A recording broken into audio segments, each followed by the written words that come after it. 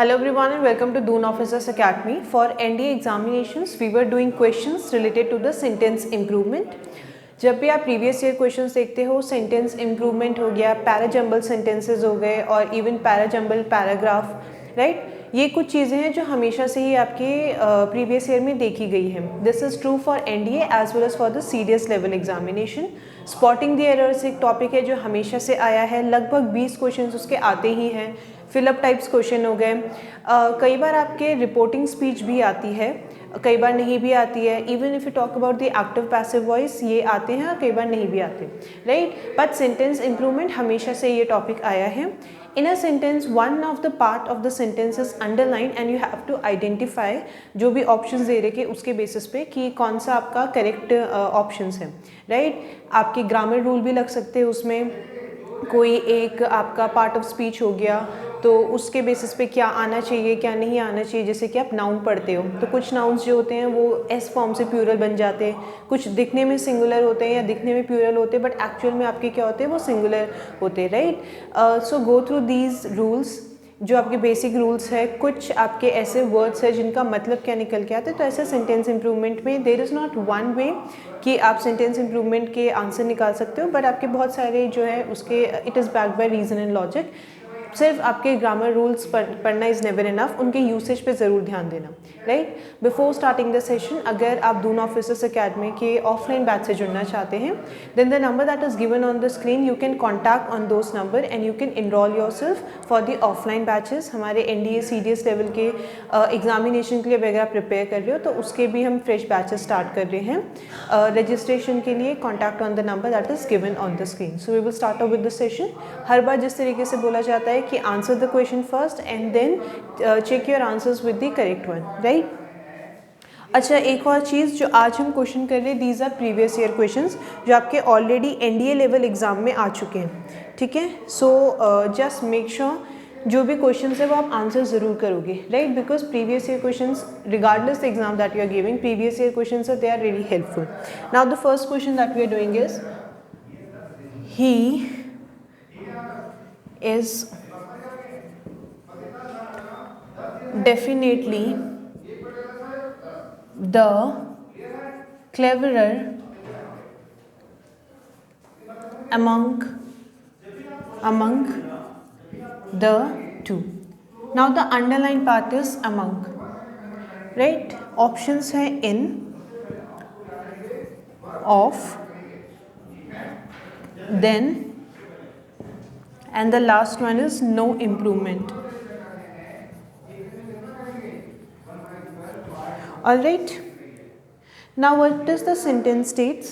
He is definitely cleverer among the two, right. अब देखो इसमें दो तीन चीज़ें आपको देखनी है. फर्स्टली हम cleverer जो है we have learned about adjective.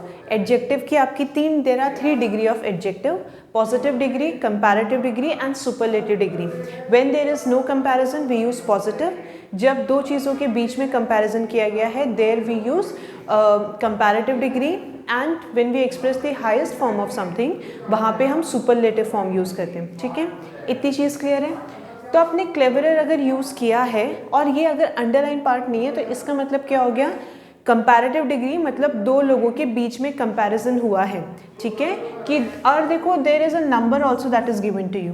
तो इतनी चीज़ क्लियर है कि यहाँ पे दो लोगों के बीच में कंपैरिजन हुआ है, ठीक है, राइट. अब आ जाते हैं प्रेपोजिशन पे. The preposition that is given to you is among, है ना. और हमने डिस्कस किया है अमंग और बिटवीन में क्या फ़र्क होता है, right. There exists a mutual respect among the students, right. Or if I say she is smarter than the two, right. तो जब दो चीज़ों के बीच में comparison होगा there I will use between. दो से ज़्यादा के बीच में अगर आप comparison कर रहे हो वहाँ पे आप क्या यूज़ करते हो? among, ठीक है. नाउ इन द स्टेटमेंट दो लोगों के बीच में कंपैरिजन किया गया है ना, right. So he is definitely the cleverer among the two. तो नाउ यू हैव आइडेंटिफाई कि आपकी मिस्टेक कहाँ पे है, ठीक है. Now since you have used what, अब ऑप्शंस में बिटवीन नहीं दे रखा है, लेकिन आपको ये भी चीज़ पता है कि जब हम एडजेक्टिव कंपैरेटिव डिग्री में यूज़ करते हैं देयर वी यूज़ देन, ठीक है, कंपैरेटिव डिग्री के साथ हम देन यूज़ करते हैं ना, राइट, THAN, दोनों में डिफरेंस क्या है, THAN जो आपका सीक्वेंस बताता है, मतलब इसके बाद, देन जो होता है आपका कंपैरिजन बताता है, greater than, smaller than, right. So for this the correct option should be C part, right. In का मतलब क्या हो गया, किसी चीज़ के अंदर। प्रेपोजिशन में हम ऑलरेडी डिस्कस कर चुके हैं, इन हम कहाँ पे यूज़ करते हैं, फॉर द इनक्लोज्ड स्पेस, कोई भी बंद जगह है उसके लिए, पर यहाँ पे क्या है, स्ट्रेट अवे कंपैरिजन यूज़ किया गया है। So the suitable word among नहीं आना चाहिए, it should be then, that is the C part, right. तो यहाँ पे हमें किसकी ज़रूरत पड़ी, यहाँ पे हमें पार्ट ऑफ स्पीच के जो बेसिक रूल्स हैं, इफ़ यू, अगर आपको वो चीज़ पता होगी तब आप आसानी से आंसर निकाल देते हो। So for this the answer is the C part, right. Next question पे आते हैं।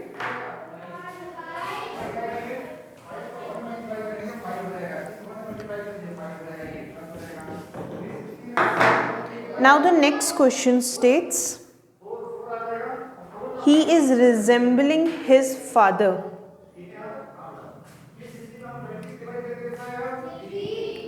He is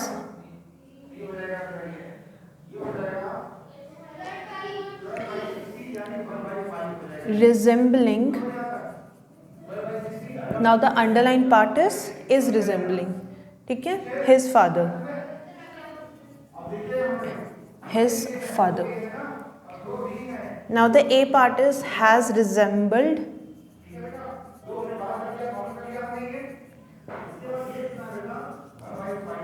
was resembling, resembles, and the last one is no improvement.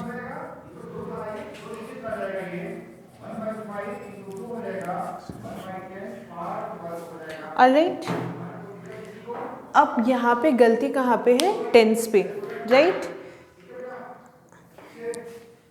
He is resembling his father, ठीक है, वो अपने फादर को क्या कर रहा था, रिजेंबल करता है, ठीक है। सेंटेंस इसी तरीके से होना चाहिए था, he has resembled, was resembling, resembles, क्या होना चाहिए इसमें से, जब हम सिंपल प्रेजेंट टेंस पढ़ रहे थे वहाँ पे हमने सिंपल प्रेजेंट टेंस हम कब यूज़ करते हैं, when we are talking about certain facts, वो अगर अपने फादर के जैसा दिखता है या फिर उसकी क्या है जो आदतें हैं, हैबिट है, वो किसकी तरह, अपने फादर की तरह है, right. Now it can be the physical qualities, मतलब जैसे कि फॉर एग्जांपल इफ़ आई से हाइट उसके फादर्स की तरह है, राइट, और इफ़ आई से आंखें जो हैं या फिर कोई आपके फेस के जो कोई भी पार्ट है, राइट, आईज और ईयर्स और लिप्स, राइट, तो फिजिकल सेंस में भी हो सकता है। और I can even talk about based on characters, ठीक है, कि किस तरीके से आप कैरेक्टर के बारे में बात कर रहे हो। फॉर एग्जाम्पल द टेम्परामेंट, वो दो सेम हो सकते हैं। तो यहाँ पे क्या बोला जा रहा है, it is a fact, right. और जब भी हम फैक्ट की बात करते हैं तो वो हम किस में एक्सप्रेस करते हैं, फैक्ट्स हमेशा सिंपल प्रेजेंट टेंस में बताए जाते हैं, राइट। तो यहाँ पे दिया किस में गया है, राइट, इज, एम या आर के साथ when we use first form of the verb plus ing, या इसी को हम fourth form of the verb भी बोल सकते हैं, तब वो क्या होता है, then that is present continuous tense. पर क्योंकि ये फैक्ट है तो ये किस में होना चाहिए था, it should be in simple present tense, ठीक है। तो हैज़ रिजेंबल्ड नहीं हो सकता, परफेक्ट टेंस नहीं हो सकता। वॉज रिजेंबलिंग मतलब क्या हो गया, past continuous tense, no. Resembles basically first form of the verb है, क्योंकि ये क्या है, सिंगुलर है, इसीलिए हम इसके साथ एस लगा दिया, right. So for this the correct answer is the C part, he resembles his father because this is a fact, right. तो आंसर है आपका C part, resembles, alright. Next question पे आते हैं।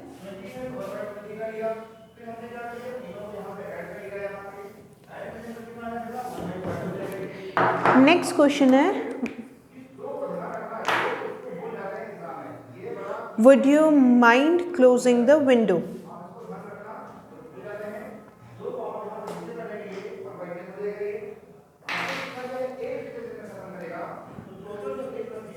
Would you mind closing the window. Now the underlined part is closing. ठीक है, close, to close, sorry, in closing, for closing, or it requires no improvement.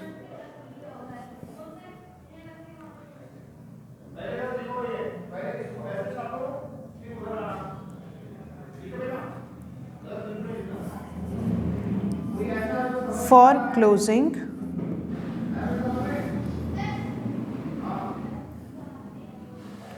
and the last one is no improvement.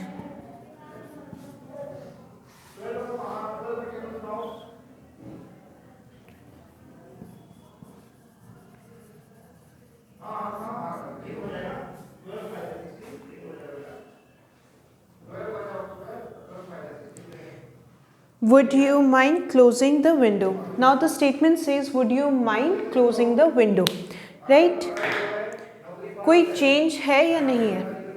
To close, in closing, for closing. Now closing कौन सा form है? gerund, right? अभी हमने पढ़ा first form plus ing, या फिर इसी को हम क्या बोलते हैं? Fourth form of the verb, है ना? यही चीज बोलते हैं. और माइंड क्या है? We have learned about two things, transitive verb, intransitive verb. Transitive में मैंने क्या बोला था? कोई चीज़ जो ट्रांसफ़र करती है, right? So they require an object, किसी ऑब्जेक्ट की ज़रूरत पड़ती है ताकि वो अपना मीनिंग कंप्लीटली एक्सप्रेस कर पाए. इंट्रांजिटिव वर्ब्स क्या होते हैं? ऐसे कोई भी वर्ब जिनको किसी ऑब्जेक्ट की ज़रूरत नहीं होती है, they are able to express their meaning on their own. ठीक है, वो अपना मीनिंग किसी ऑब्जेक्ट को ट्रांसफ़र नहीं कर रहे हैं. Now mind is what? Is it transitive और इनट्रांजिटिव? अच्छा, माइंड यहाँ पे मतलब ब्रेन से नहीं है. माइंड का मतलब है कि क्या आप ये काम कर सकते हो, है ना? Now mind is what? This is transitive verb. Whenever we talk about transitive verb, उसको ऑब्जेक्ट क्या हो सकता है? कोई एक आपका नाउन एज एन ऑब्जेक्ट सर्व कर सकता है, और एल्स इवन अ प्रोनाउन. क्यों? क्योंकि नाउन को कौन रिप्लेस करता है? प्रोनाउन ही. और else even the gerund, ING form भी आपका क्या करता है? वो एज एन ऑब्जेक्ट इसके लिए काम कर रहा है, mind. Would you mind closing the window, है ना? तो यहाँ पे इसके साथ क्या आना चाहिए था? क्लोजिंग है. इसके साथ इन या टू या फॉर नहीं हो सकता. ठीक है, नाउ दैट वी नो कि इसमें जिरांड की जरूरत है, तो टू क्लोज तो ऑटोमेटिकली क्या हो गया आपका? एलिमिनेट हो गया, right? In closing, right? Mind in closing, it doesn't make sense. ठीक है, फॉर भी नहीं. So for this the correct answer is the D part. इस सेंटेंस में किसी इंप्रूवमेंट की जरूरत नहीं है. ठीक है, so it is no improvement. Alright, next question पे आते हैं.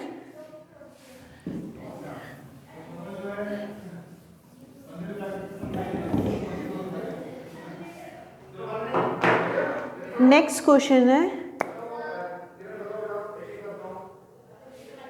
I can be grateful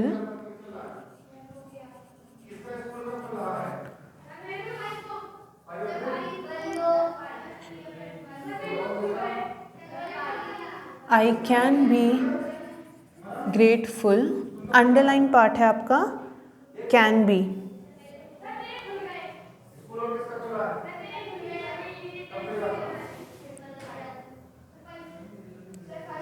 If you could write to me about it, I can be grateful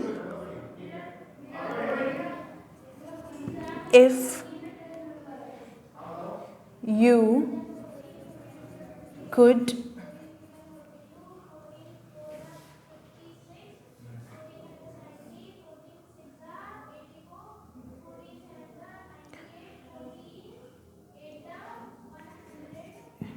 write to me about it.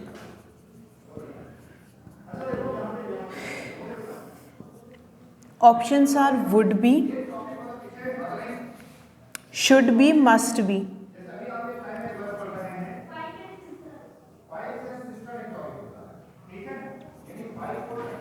Should be, and the last one is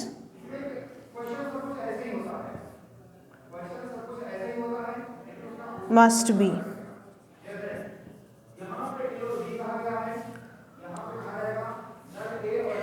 If the sentence require no improvement, then you can simply mark the D option. I can be grateful if you could write to me about it. Underline part है आपका can B. अब models पढ़ रहे हैं हमने, है ना, verb में वी हैव डन मॉडल्स. ठीक है, I can be grateful if you could write to me about it. ठीक है, अब देखो ये एक्शन जो है अभी तक हुआ नहीं है. जब एक एक्शन होगा, जब वो उसको क्या करेगा कि जो भी whatever the discussion that they are having, when he will write about it. ठीक है, जब वो उसको रिटन फॉर्म में देगा, then he would be grateful. Now this is something which is yet to happen, है ना, फ्यूचर की बात की जा रही है. कैन भी हम कब यूज़ करते हैं? कैन भी यूजुअली हम कब यूज़ करेंगे? बेसिकली हम कोई पॉसिबिलिटी दिखा रहे हैं. मॉडल्स का काम ही क्या है? कोई पॉसिबिलिटी दिखाना, राइट. मस्ट भी कंपल्शन दिखाता है, right. When you do something for others, वो किस तरीके से फील कर रहे हैं, उसमें आपका कोई ऑब्लिगेशन नहीं लगा सकते आप, राइट. तो मस्ट नहीं हो सकता. शुड भी, ठीक है, शुड भी अगेन कोई कमांड दिया आपके क्या कहते हैं, ऑब्लिगेशन दिखाते हैं कि भाई ये चीज़ करनी है, राइट. अब दो ऑप्शंस बचते हैं, नो इम्प्रूवमेंट या वुड बी. वुड बी आप कब यूज करते हो? जब आप फ्यूचर कॉन्टेक्स्ट में बात कर रहे हो. So for this the correct answer should be the A part, it should be would be. क्या स्टेटमेंट होगा? I would be grateful if you could write to me about it. ठीक है, तो इसका आंसर क्या है? A part, it should be would be. ठीक है, नेक्स्ट क्वेश्चन पे आते हैं.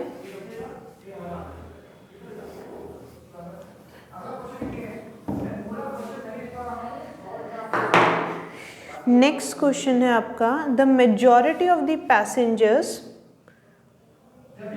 अच्छा, इसके क्वेश्चन है, he was asked to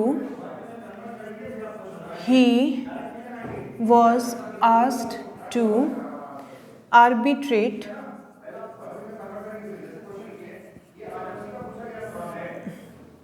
with two merchants in a dispute.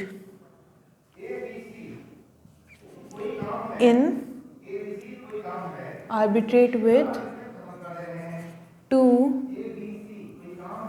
merchants in a dispute. ठीक है,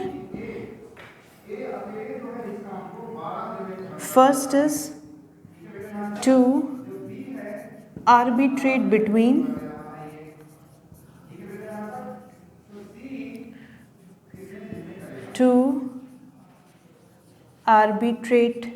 at to arbitrate, and the last one is no improvement.